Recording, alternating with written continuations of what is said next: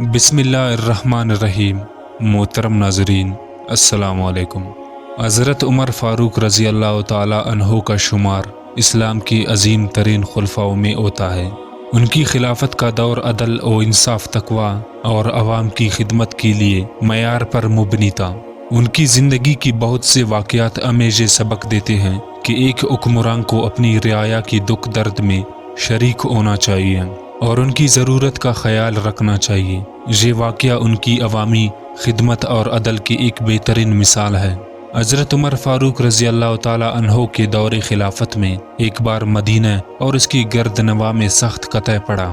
زمین خشک ہو گئی، کھیتیاں برباد ہو گئی اور لوگ فاقہ کشی پر مجبور ہو گئے۔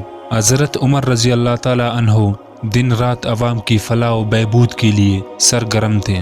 بیت المال سے کھانے پینے کی اشیاء تقسیم کی جا رہی تھی، لیکن قحط اتنا شدید تھا کہ پھر بھی کئی لوگ محروم رہ جاتے تھے۔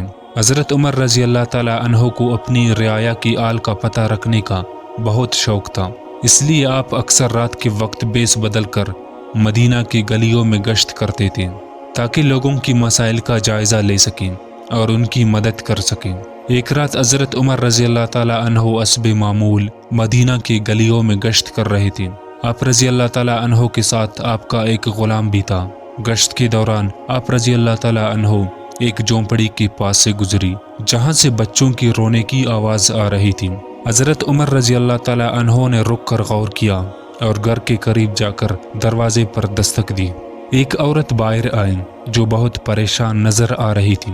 حضرت عمر رضی اللہ تعالی عنہ نے اس سے پوچھا، بچوں کے رونے کی کیا وجہ ہے؟ عورت نے جواب دیا، یہ بچے بھوکے ہیں اور کئی دنوں سے انہیں کچھ کھانے کو نہیں ملا۔ میں نے چولہے پر ایک بانڈی رکھی ہوئی ہے جس میں صرف پانی اور چند پتھر ڈالے ہیں تاکہ بچے یہ سمجھے کہ کھانا پک رہا ہے، وہ کھانے کی انتظار میں روتے روتے سو جائیں گے۔ یہ سن کر حضرت عمر رضی اللہ تعالی عنہ کا دل دہل گیا۔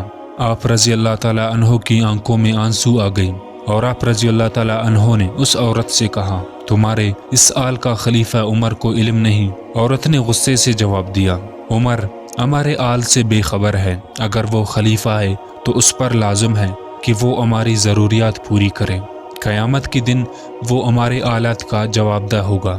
حضرت عمر رضی اللہ تعالی عنہ نے عورت سے کچھ نہیں کہا اور فوراً بیت المال کی طرف روانہ ہوئی۔ وہاں پہنچ کر آپ رضی اللہ تعالی عنہ نے گندم، گھی، کھجوریں اور دیگر کھانے پینے کی اشیاء کی ایک بوری تیار کی۔ غلام نے عرض کیا، اے امیر المومنین، یہ بوری میں اٹھا لیتا ہوں۔ حضرت عمر رضی اللہ تعالی عنہ نے سختی سے منع کرتے ہوئے کہا، قیامت کے دن میرا بوجھ تم نہیں اٹھاؤ گے، یہ میرا فرض ہے، میں ہی اسے اٹھاؤں گا۔ آپ رضی اللہ تعالی عنہ نے بوری اپنے کندھے پر رکھی اور اس عورت کی گھر کی طرف چل پڑا۔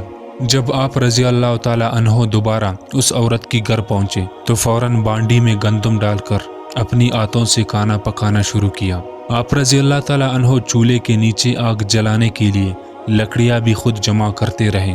جب کھانا تیار ہو گیا تو آپ رضی اللہ تعالی عنہ نے خود بچوں کو کھلایا۔ بچے خوشی سے کھانا کھانے لگے اور ان کے چہرے خوشی سے دمکنے لگے۔ عورت یہ دیکھ کر بہت خوش ہوئی اور دعائیں دینے لگی۔ اس نے کہا، اللہ آپ کو جزا دے، آپ تو عمر سے بہتر ہیں، اگر عمر ایسا کرتا تو ہمیں یہ دن نہیں دیکھنا پڑتا۔